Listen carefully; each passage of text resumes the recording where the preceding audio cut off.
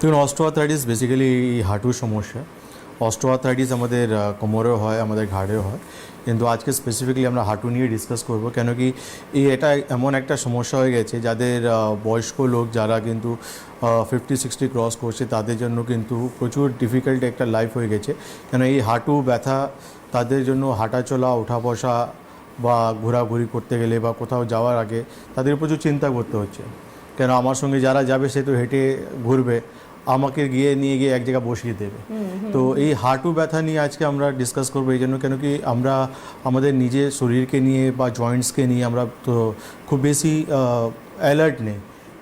কেন কি এই জয়েন্টস কিন্তু আমাদের শরীরের জন্য অনেকটা ইম্পর্ট্যান্ট একটা পার্ট। কেন কি এই জয়েন্টস দিয়ে আমরা অনেক কিছু কাজ করি, হাঁটা চলা থেকে নিয়ে ওঠা বসা থেকে নিয়ে এই জয়েন্টস কিন্তু আলটিমেটলি আমাদের বডিকে ওয়েটকে নিয়ে হাঁটে।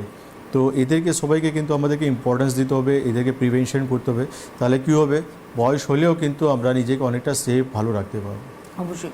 এই হাঁটুতে